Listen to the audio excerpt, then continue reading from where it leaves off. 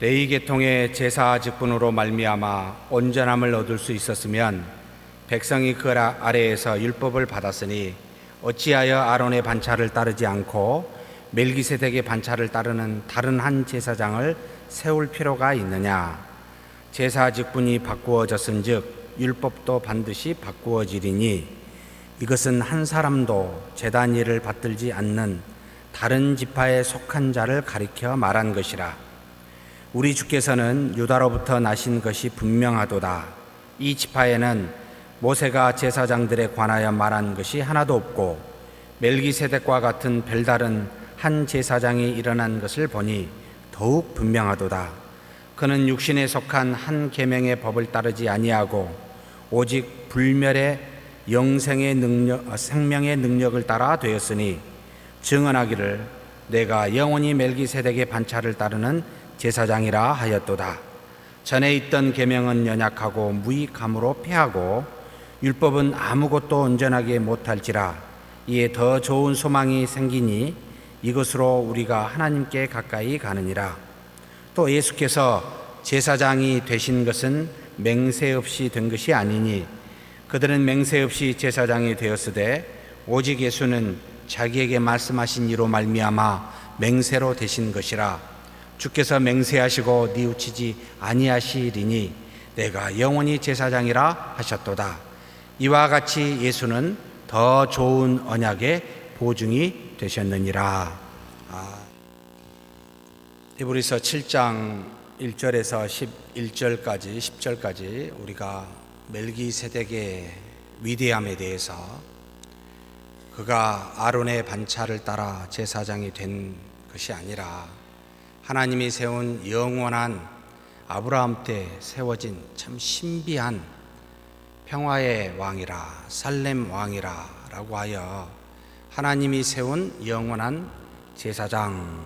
그래서 아브라함도 그에게 11조를 주어 그에게 경배하였던 것과 같이 우리 주 예수 그리스도는 아론의 반차를 따라 세워진 분이 아니라 하나님이 세운 영원한 제사장인 멜기세덱의 반차를 따라 세워진 분이시다라는 걸 나누었습니다.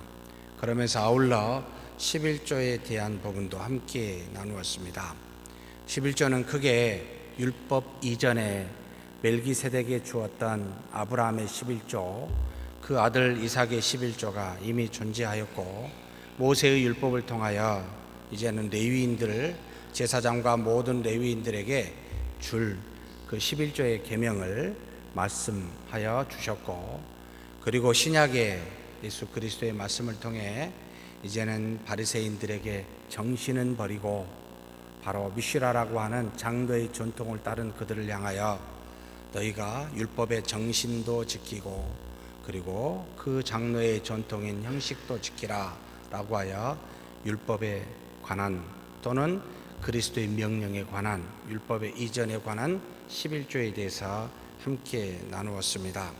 결과적으로 율법에 관련되어진 11조가 율법에 폐지되었으므로 없어졌다라고 말하는 것과 율법 이전에 있었던 것들은 고대 근동에서 받아 그들이 행하였던 것이니 따르지 않아도 된다라는 것과 신약의 예수 그리스도가 말한 것은 정신을 강조한 것이지 형식을 강조한 것이 아니니 11조가 아니더라도 하나님께만 헌금하면 됐지 어찌하여 11조를 따로 지어서 하느냐라고 하는 이와 같은 11조 무용론 자들이 현대에 상당수 있다는 것을 경계하시라라고 제가 말씀을 드렸습니다.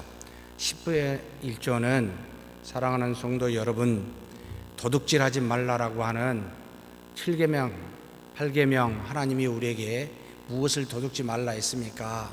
모든 것이 하나님으로부터 왔으니 하나님의 것임을 인정할 수 있는 믿음의 고백은 반드시 10분의 1을 냈을 때 우리의 마음이 물질을 따라 하지 않는, 그래서 믿는 자가 우리의 영과 육이 하나님께 속하였음을 알고 그렇게 고백하는 굉장히 중요한 우리에게 주신 계명 10계명 중에 하나이니 패하지 아니하였습니다 라고 함께 나누어 11조 무용론자들을 따르지 말라고 함께 나눈 것이 기억이 되시지요? 기억이 되리라 믿습니다.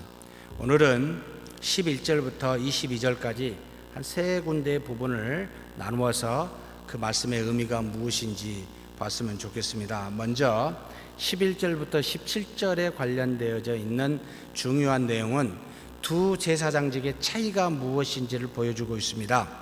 율법을 따른 아론의 반차와 하나님의 명령을 따른 멜기세덱의 반차의 차이가 무엇인지를 다시 한번 상고하여 줍니다. 히브리서 기자인 바울은 지금 현재 율법을 알고 있는 유대인들 중에 그들이 그리스도인이 되었다가, 모르겠어요, 그리스도인이 진짜 되었는지, 다시 율법으로 돌아가 당시에 마이너리티였던 그리스도인들을 핍박하여 메이저리티였었던 유대교를 따라 살면서 그리스도는 이단이라고 그렇게 말한 그 모든 논쟁 또는 그와 같은 대적들을 향하여 하나님의 뜻이 무엇인지, 그의 아들 예수 그리스도가 어떤 분이신지를 유대인들의 관점에서 명확하게, 그래서 신약에서 가장 구약적인 말씀으로 히브리서를 주어, 히브리서는 그 어떤 말씀보다 구약의 내용이 많이 있어 멜기세덱이라는, 율법이라는, 제사장이라는, 아론이나 레위의 반차라는 이와 같은 내용을 끊임없이 상고하여, 유대인들이 중요하다는 걸 상고하여 예수 그리스도가 이보다 훨씬 더 위대하다, 더 좋은 언약이다, 더 강한 언약이다 라는 것을 말해주고자 계속해서 지금 바울이 쓰고 있는 내용입니다. 그러면 11절 제가 그대로 원어에서 해석한, 번역한 내용을 그대로 읽겠습니다. 여러분이 메모하셔도 좋고 기록하셔서 우리 한글 성경과 집에 가셔서 비교해 보시면 좋겠습니다.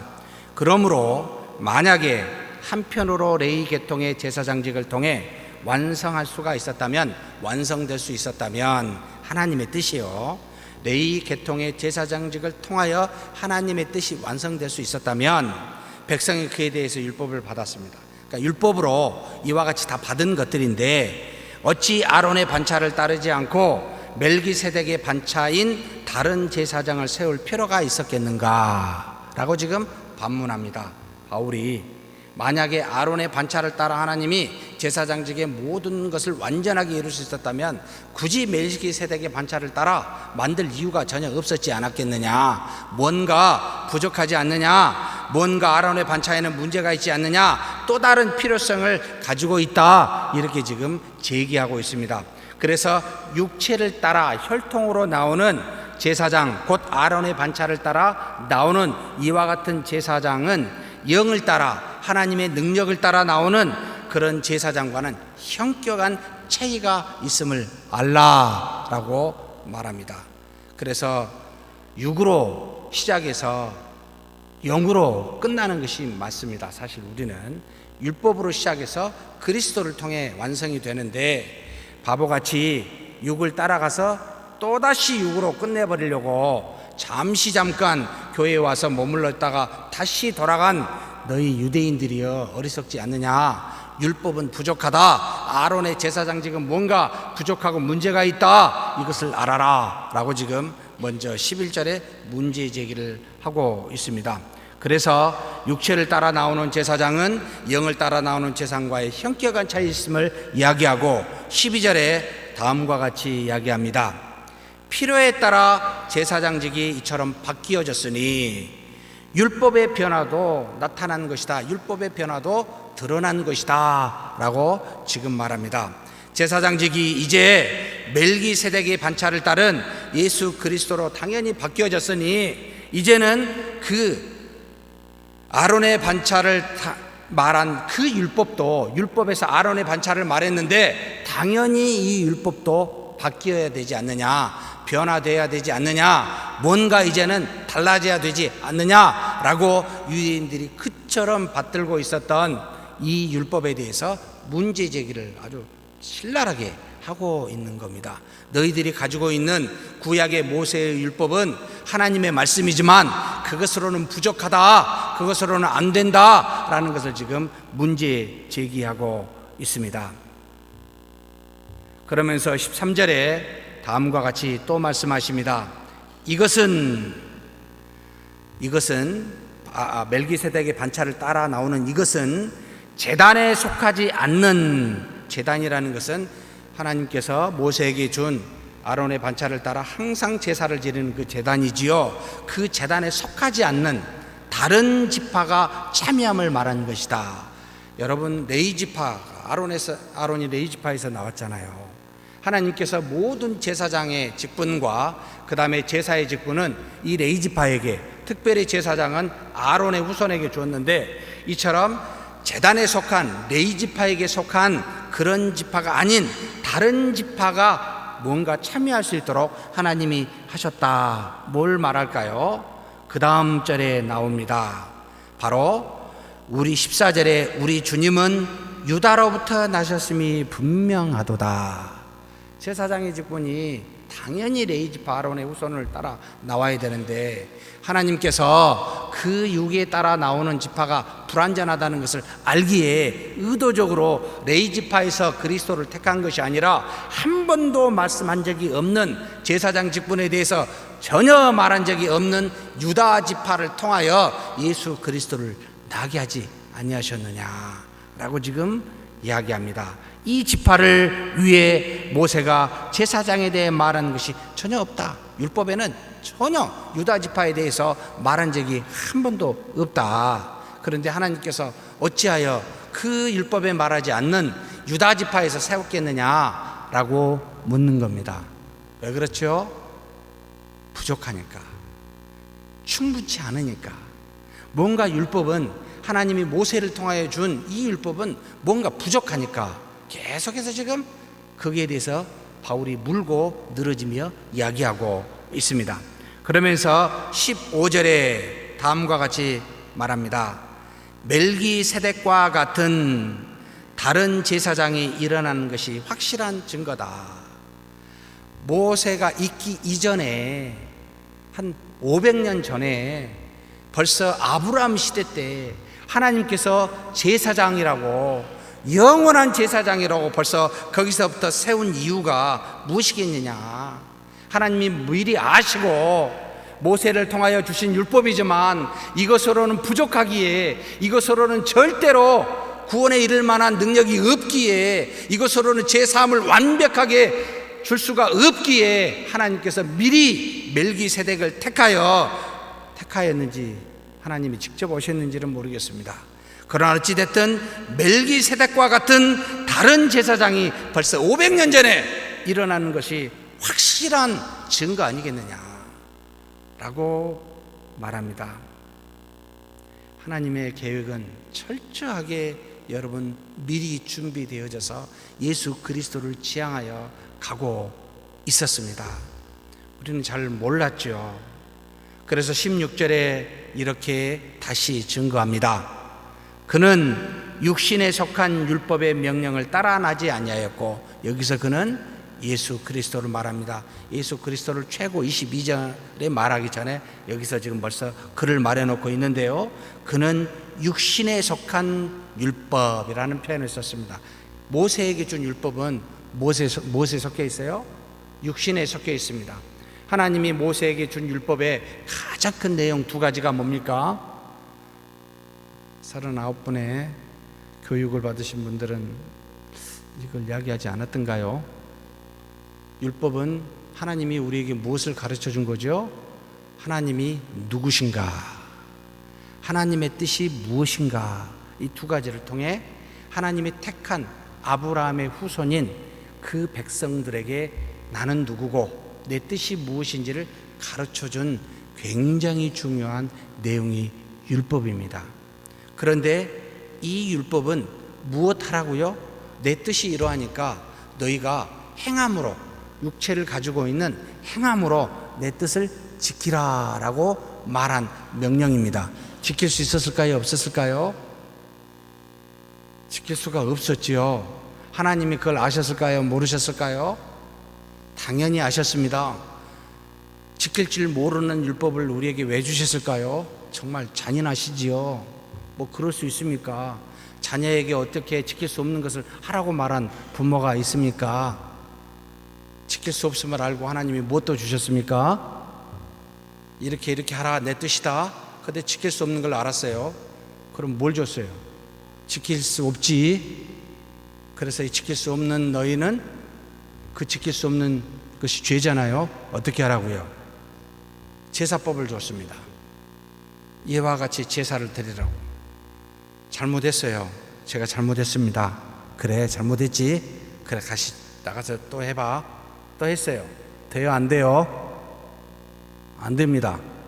또 제사를 드려야 됩니다. 그래서 하나님이 우리에게 우리가 가진 육체를 가지고 하나님의 뜻이 무엇인지를 알고 그것을 행함으로 순종해 보라고 주셨습니다. 안 됐습니다. 잘못했습니다.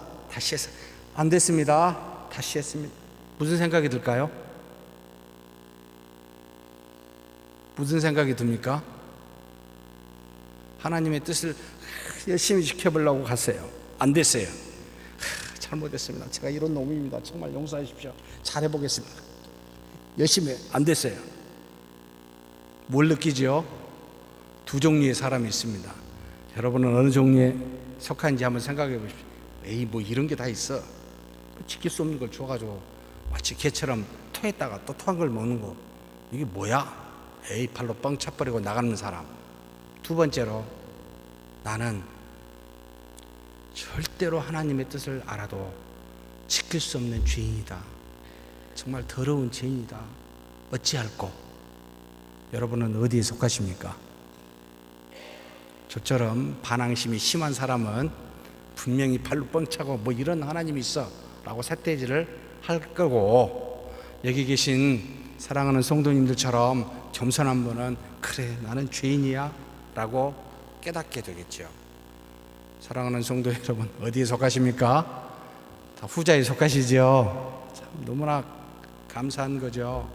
율법의 용법을 그래서 세 가지라고 줬습니다.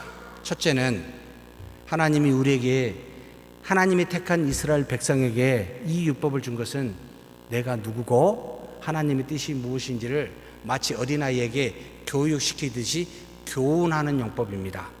너희는 단지 아브라함의 후손으로 혈통으로 하나님의 백성이 된 줄로 아느냐? 8일 만에 할례를 받는 것으로 너희가 하나님의 백성이라고 말하느냐? 그것 갖고는 안 돼. 나가 누구고 내가 무엇을 원해, 이것을 내가 해야 너희가 하나님의 백성이야 라는 거 가르쳐 주기 위해서. 그래서 첫 번째의 용법은 교육, 교훈하는 용법이 있습니다. 그런데 그 다음번에는 열심히 교육하고 열심히 배웠는데 해보니까 안 돼요. 뭐하죠? 율법이 우리를 뭐라고 하죠? 아무리 하려고 해도 아침에 굳게 마음 먹고 거울 보고 싹 세수하고 오늘 하나님 앞에서 열심히 믿음으로 살아봐야 되겠다 외쳐보고 3-4번 외치면 너무 약한가? 30번 외치고 또 무슨 뭐 긍정적 뭐라고 그러죠? 긍정에 이끄는 삶 열심히 생각하면, 그래 하루 종일 여러분 죄를 안 지을 수 있습니까? 이틀도 말고 하루요. 그럴 수 있습니까? 아님을 알지요. 계속해서 하나님의 말씀이 우리에게 뭐합니까? 너는 죄인이라고 정죄하는 용법이 있습니다. 너는 태어날 때부터 어찌할 수 없는 죄인이다. 아무도 죄를 가르쳐 주지 않아도 너는 태생적으로 가만히 두면은 죄를 지을 수밖에 없다. 선을 아무리 하려고 애를 써도 안 되는데 저는 아무 생각 없어도 정말 잘 된다. 너는 태어날 때부터 죄인이다. 절대 선하지 않다. 뭐 무슨 백지설려? 유교가 그렇지요. 나는 교육을 잘 시키면 선한 사람이 되고 안 시키면 악한 사람이 됩니다 라고 말하는 게 아니라, 율법은 여지없이 너는 죄인이다. 하나님의 영광에 이를 만한 사람이 이 땅에 단 한 사람도 없다. 있으면 나와봐라 라고 말할 정도로 철저하게 율법은 우리에게 죄인임을 상기시킵니다. 정말 싫지요.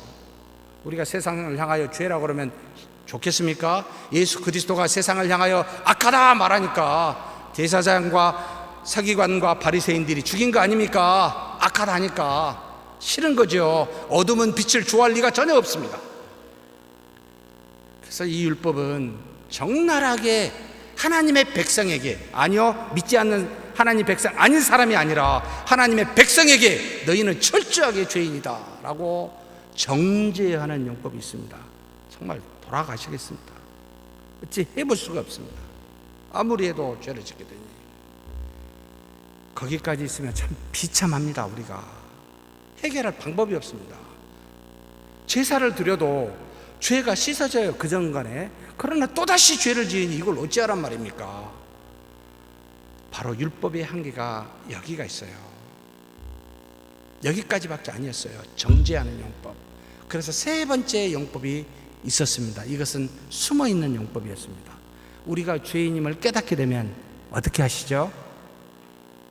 예? 스스로 여러분 죄를 씻을 수 없고 스스로 선을 향할 만한 능력이 없다고 느낄 때는 어떻게 합니까? 자포자기, 절망과 낭망으로 세월을 보내 부어라 마셔라 흥청망청 이리 돌고 저리 돌고 그렇게 사십니까?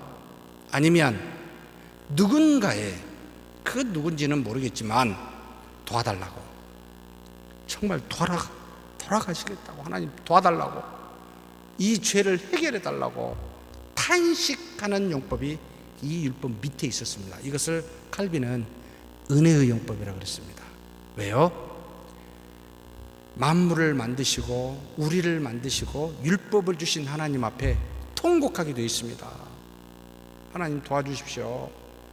어찌할 수 없는 이 죄를 하나님 돌이키게 뭔가 좀 도와주십시오 라고 하나님의 은혜를 구하는 용법이 율법을 지키려는 자들에게 숨어 있었습니다.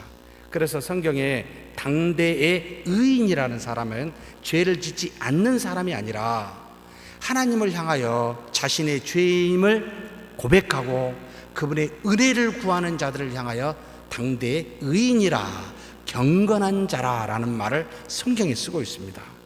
전부가 다 죄인인데 우리 죄를 깨닫고 하나님께 나가 은혜를 구하는 그 은혜가 누구죠?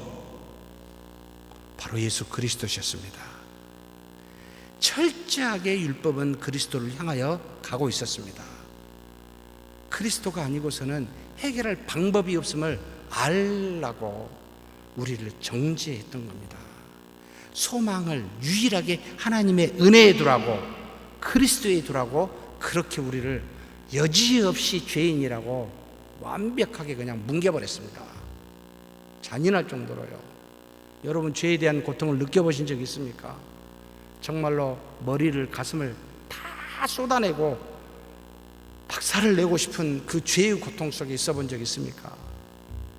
하나님의 은혜가 없이는 도저히 안 되겠다라는 생각을, 어쩌면 절망 끝에서 그 한 줄기 하나님의 은혜를 구하게 하는 용법이 바로 이 율법에가 있었습니다. 그래서 은혜의 용법이라. 율법은 은혜를 주지를 못하지만 은혜를 주도록, 은혜에 가까이 가도록 우리를 이끄는 용법이 그 안에 숨어 있었습니다.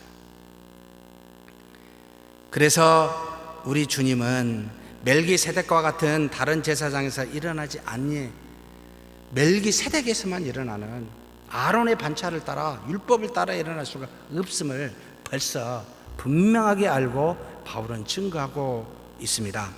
그래서 16절에 그는 육신에 속한 율법의 명령에 따라 나지 아니하였고 사라지지 않는 생명의 능력에 따라 나왔다.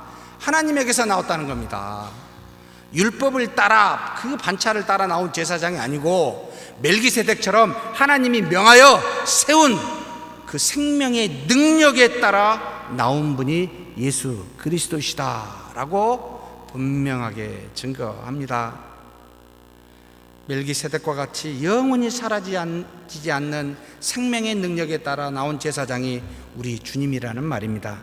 그래서 17절에 뭐라고 이야기합니까? 너는 멜기세덱의 반차를 따는 영원한 제사장이다 라고 하나님이 직접 예수 그리스도에 대해서 증거합니다. 어디에서 나오지요? 시편 110편 4절의 말씀입니다. 110편 4절 같이 한번 읽겠습니다. 여호와는 맹세하고 변하지 아니하시리라. 이르시기를 너는 멜기세덱의 서열을 따라 영원한 제사장이라 하셨도다. 다윗이 벌써 그리스도를 생각하고 자기보다 1000년 뒤에 나타날 그리스도를 성령의 감동으로 알고 멜기세덱의 서열을 따라 그 반차를 따라 영원한 제사장이라고 하나님께서 그렇게 맹세하신 것을 미리 여러분 약 1000년 전에 증거하였습니다. 예수 그리스도는 하나님께서 직접 멜기세덱의 반차를 따라 세운 영원한 제사장이다 라고 가르치고 있습니다. 그러면서 바울이 18절에서 19절까지 그렇다면 이 율법과 언약의 차이가 뭡니까? 라는 의미를 가지고 증거하고 있습니다. 율법도 유익한데 불완전하다. 언약은 새로 왔지만 완전하다. 이렇게 지금 가르치고 있습니다. 18절 읽어보니까 그래서 힘이 없고, 여기는 우리 한글 성경은 뭐라고 되어 있죠? 연약하고라고 표현되어 있습니다. 자, 전에 있는 계명은 연약하고, 여기 힘이 없고 연약하고 무익한 이전의 계명은 여기 뭐라고 한글 성경은 되어 있습니까? 패하고라는 말이 나옵니다. 이 말 때문에 상당히 많은 사람들이 오해하고 있습니다. 정확하게 해석하면 무효 선언을 하였다. 그래서 힘이 없고 무익한 이전의 계명은 무효 선언이 된 것이다 라고 해석함이 정확합니다. 여기 아세테시스라는 무효 선언이라는 말이 있습니다. 이 말은 에베소서 2장 15절 말씀에 나와 있는 말씀과 유사합니다. 같이 한번 읽겠습니다. 법조문으로 된 계명의 율법을 폐하셨으니 이는 이 둘로 자기 안에서 한 새 사람을 지어 화평하게 하시고, 지금 우리가 가지고 있는 히브리서 2장 18절과 에베소서 2장 15절의 말씀을 가지고 율법이 폐하여졌습니다 라고 해서 어떤 의미로 해석을 하냐면, 율법은 더 이상 필요 없습니다, 이제는 예수 그리스도 신약만 필요합니다 라고 해서 구약의 율법의 무용론을 주장하는 사람들이 이 말씀을 가지고 많이 인용을 합니다. 왜냐하면 여기에 폐하여졌다라는 말 때문에. 그런데 놀랍게도 이 폐하여졌다라는 말을 다른 데서 한번 살펴보겠습니다. 로마서 9장 6절 말씀입니다. 거기에는 뭐라고 되어 있냐면, 제가 읽겠습니다. 그러나 하나님의 말씀이 폐하여진 것 같지 않도다. 여기서 하나님의 말씀은 뭘 말하죠? 신약을 말할까요? 구약을 말할까요? 신구약 다를 말할까요? 여러분, 로마서가 쓸 당시는 신약이 아직 없을 때입니다. 그때는 디다케, 가르침이라는, 교훈이라는 말로 일반적으로 신약에는 쓰고 있습니다. 그러면 여기서 말한 하나님의 말씀이라고 하는 것은 전부가 다 뭐요? 구약을 말합니다. 자, 동일한 바울이 9장 6절에는 하나님의 말씀이 폐하여진 것 같지 않도다 라고 말하고, 에베소서 2장 15절은 법조문으로 된 계명의 율법을 폐하였었으니 라고 이야기. 이거 무슨 뭐 이래? 라고 생각이 되지요. 그러면서 로마서 9장 6절에 이스라엘에게서 난 그들이 다 이스라엘이 아니요 라고 말하면서 마치 구약에 있는 것은 다 폐하여지고 신약에 있는 것으로 이야기하듯이 보이는 이와 같은 폐하여진다는 말은, 정말 죄송합니다만 원어로만 봐야 이게 해석이 가능합니다. 한글로는 똑같이 폐하여진다고 번역했기 때문에 이런 오류를 우리가 범합니다. 이 말씀은 제가 다시 설명을 하겠습니다만, 마태복음 5장 17절 말씀에 예수님께서 증언하신 말씀이기도 합니다. 내가, 같이 한번 읽겠습니다.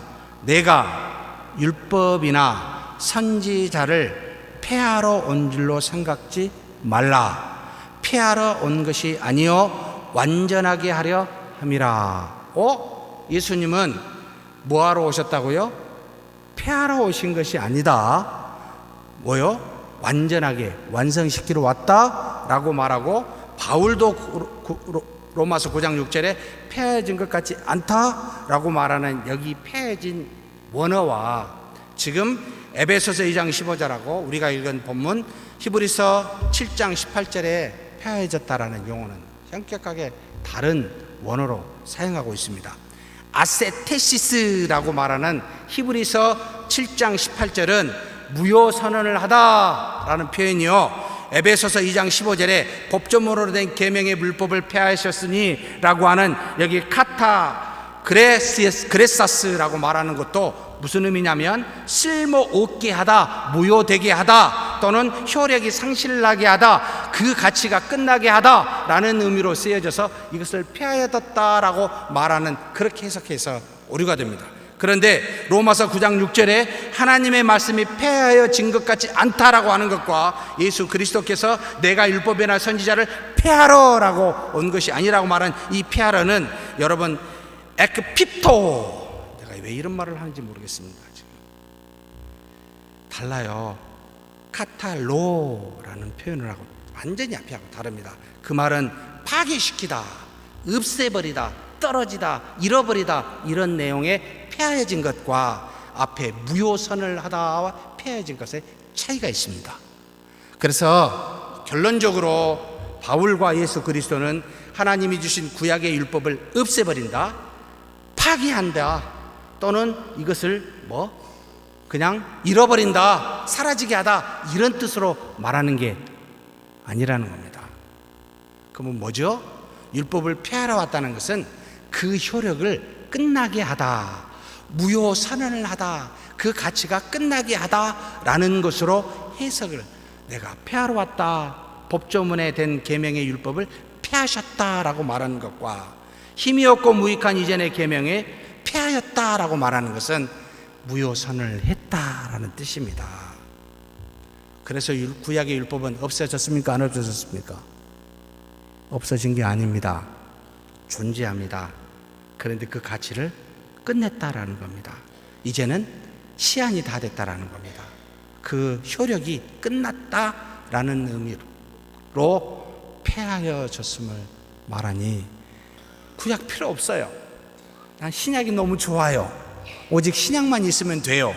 라고 여러분 좁은 의미의 신약에 대한 믿음을 갖지 않기를 소망합니다.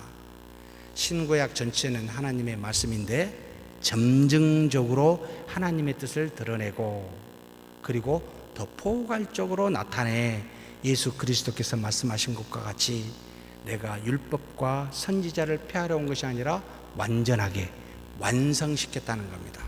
시작이 율법이었다면 여러분 그리스도는 뭐요? 완성이란 뜻입니다. 시작이 없으면 끝이 있겠습니까? 여러분 구약은 그림자요, 신약은 실체라라고 그래서 말합니다. 둘은 한 몸이란 뜻이에요. 그래서 분리해서 이해하시면 곤란합니다. 이것에 대해서 더 이상 논의하지 마십시다. 이해가 되셨지요? 자, 그래서 18절, 19절은 율법은 아무것도 완성치 못했다라고 말합니다. 율법은 아무것도 끝내지, 성취하지 못하는데 우리가 하나님께 가까이 감을 통해서 더 강한, 더 좋은 소망을 소개한다라고 율법의 효용을 이야기합니다. 뭘 소개하고 있어요? 율법은요, 율법은 어떤 것도 완성시키지 못하는데 뭔가를 소개합니다. 우리한테 알려준다고 있다는 겁니다. 뭐죠? 더 좋은 언약, 더 좋은, 더 강한 소망, 이것을 소개시켜주고 있다는 겁니다. 너희가 죄인이다 라는 것을 가르쳐주므로 그 죄를 살 만한 은혜가 있다. 나는 너희에게, 이 율법은 너희에게 죄인이라는 사실을 깨닫게 하지만, 그러나 죄 사함을 줄 수 없다. 죄 사하여 구원시켰을 만한 능력은 율법에는 없다.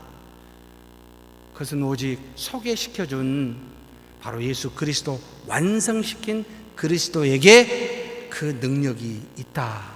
그래서 그리스도가 더 좋은 소망이요, 더 좋은 언약임을 바울이 분명하게 가르치고 있습니다. 그래서 율법과 여러분 뒤에 있는 언약이라고 표현되어 있습니다만 이 차이가 있고 둘은 하나지만 율법은 시작이요, 언약은 완성이며, 율법은 우리에게 죄를 무엇인지를 깨닫게 하지만 언약은 죄 사함을 주는 은혜와 능력이 있음을 가르쳐주고 있습니다. 믿으십니까? 그런 신앙관을 분명하게 붙들어야 됩니다. 그러면서 율법보다 더 좋은 언약인 예수 그리스도에 대해서 20절에서 22절에 이야기합니다. 20절은 또 그는 맹세 없이 제사장이 된 것이 아니지만 그들은 맹세 없이 제사장이 된 것이다. 여러분, 한글 성경이 반쪽만 해석하고 나머지를 21절로 해석을 했습니다. 원어는 21절에 있는 것이 20절에 들어가 있고 나머지가 21절에 있음을 아시고 보셨으면 좋겠습니다. 그래서 저는 그냥 원어대로 20절에 21절에 있는 말씀을 집어였습니다. 여러분, 이렇게 절을 집어연 것은 언제죠? 누구죠? 혹시 아신가요? 성경에 장과 절을 집어연 거. 인쇄했었던, 성경을 인쇄술로 인쇄를 했었던 16세기에 많은 사람이 성경을 읽도록 하기 위하여 인쇄업자가 장과 절을 만들었습니다. 처음부터 장과 절이 있는 것은 전혀 아닙니다. 그래서 가급적 장과 절이 없다고 생각하고 성경을 읽으신 것이 훨씬 낫습니다. 간혹 우리가 장 때문에 앞장과 뒷장을 끊어버리거나 절 때문에 끊어버리는 그런 우를 범하는데 없다고 생각하고 있는 것이 훨씬 더 유익이 되고 은혜가 된다는 것을 기억하시고 보시면 좋겠습니다. 이렇게 원어로도 끊어놨지만 번역으로도 사실 잘못된 부분도 있습니다. 자, 어찌됐든 예수님께서 뭐라고요? 그는 맹세 없이 제사장이 된 것이 아니고 아론의 반차를 따라 된 제사장들은 맹세 없이 제사장이 되었다는 겁니다. 아론의 혈통으로는 무조건 제사장이 되었어요. 그래서 무슨 맹세가 필요한 것이 아니었습니다. 그런데 예수 그리스도는 그렇게 혈통을 따라 제사장이 된 것이 아니기 때문에 하나님의 맹세에 의해서 제사장이 된 것임을 가르치고 있습니다. 그래서 21절에 뭐라고 말합니까? 예수는 자기에게 말씀하신 자, 곧 너는 멜기세덱의 판차를 따라 영원한 제사장이다 라고 하는 시편 110편 4절의 말씀에 따라 이 맹세로 된 것이니 라고 말합니다. 우리 주 예수 그리스도는 하나님이 세워 맹세하여 세운 제사장이라는 겁니다. 그래서 그분은 뭐가 없어요? 후회가 없으셔요. 제사장이 된 것이 하나님의 맹세로 된 것이기에 사람의 혈통으로 사람에게서 나면 이런 생각 저런 생각이 들지 모르지만 전혀 조금도 뉘우침도 후회도 없으신 분이 우리 주 예수 그리스도 제사장이십니다. 그것을 이야기해 주고 있습니다. 그러면서 22절에 굉장히 결론적인 표현을 하고 있습니다. 이와 같이 보증된 예수는 멜기세덱의 반차를 따라 보장되어진 그와 같은 예수는 더 강한 더 좋은 언약이 되셨다라고 확고하게 바울이 증거합니다. 이처럼 하나님의 맹세로 제사장이 된 예수 그리스도는 율법보다 더 좋은 하나님의 언약이 되어 우리에게 오셨다 이 말입니다. 왜 그렇습니까? 율법은 죄를 정죄하지만 구원에 이르는 능력을 주지 못합니다. 그래서 하나님께서 미리 약속한 그 구약의 율법을 통해 예시한 하나님의 은혜 예수 그리스도를 통해 온전하게 우리를 구원에 이르도록, 그래서 예수 그리스도는 단순히 우리가 그분의 이름을 믿어 죄 사함을 받은 것이 아니라 철저하게 창세 전부터 하나님의 계획에 따라 하나님의 백성을 통하여 죄를 깨닫게 하고 그리고 완성된 그리스도를 이 땅에 보내사 누구도 할 수 없었던 죄 사함을 주어 그를 통하여 하나님께서 당신의 택한 사람들을 구원에 이르게 하셨다라는 말입니다. 굉장히 계획적이요 정말 논리적입니다. 말할 수 없을 정도로요. 이것을 신구약 전체가 1400년 1500년에 걸쳐 이루어진 말씀에서 여러분 증거하고 있습니다. 믿으십니까? 그래서 여기에 율법이라고 말하는 노모스와 그리고 언약의 그리스도를 말하는 디아세키스라는 이것은 똑같은 하나님의 말씀이지만 정죄하는 용법이 있었고 구원에 이르게 하는 능력이 있어 율법과 언약을 분리해서 이야기합니다. 한 하나님의 말씀이요 하나님의 은혜입니다. 그래서 어린아이로 자라남이 커서 성인이 되듯이 율법이 결국은 그리스도로 완성됨을 우리에게 가르치고 있습니다. 그래서 갈라디아서 3장 17절 말씀 같이 한번 읽겠습니다. 내가 이것을 말하노니 하나님께서 미리 정하신 언약을 430년 후에 생긴 율법이 폐기하지 못하고 그 약속을 헛되게 하지 못하리라. 하나님께서 아브라함 이 멜기세덱을 통하여 세운 이 언약, 여러분 뒤에 모세를 통하여 나타난 430년 뒤에 나타난 율법이 폐할 수 있다고요? 아니라는 겁니다. 그래서 완성된 그리스도는 율법보다 훨씬 이전에 와서 우리에게 미리 예시하셨습니다. 멜기세덱을 통하여, 그분을 통해 나온 그리스도, 우리의 구원주이십니다. 그분만이 우리의 죄를 살 수 있는 능력이 있습니다. 그래서 그리스도를 믿는다는 것은 사도신경을 믿는다는 것이요, 하나님의 말씀 신구약 전체를 믿는다는 말이 됩니다. 그러니 그리스도 이름이라는 종교적인 이름 하나로 축약시키는 어리석은 일을 여러분 범하지 마십시오. 그리스도를 믿는다는 건 말씀 전체를 믿는다라는 걸 아시고 말씀을 다 수용하고 받아들여 온전하신 그리스도를 믿는 저와 여러분이 되기를 주의 이름으로 축복합니다. 하나님 아버지 감사합니다.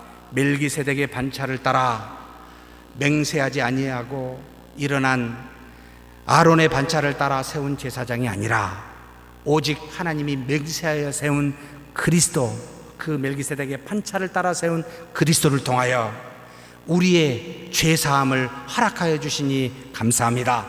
율법은 우리의 죄를 깨닫게 하였으나 구원에 이를 만한 그 죄사함을 줄 만한 능력이 없었지만 우리 주 예수 그리스도는 죄를 깨달은 우리에게 죄사함을 주시고 하나님의 자녀 되게 하는 능력을 허락하여 주시니 감사합니다. 그러니 구약의 율법과 신약의 언약을 다 하나님의 말씀으로 알고 믿는, 그래서 우리 주 예수 그리스도를 온전하게 믿는 우리 모두가 되게 하여 주시옵소서. 우리 주님 예수님의 이름으로 기도하옵나이다.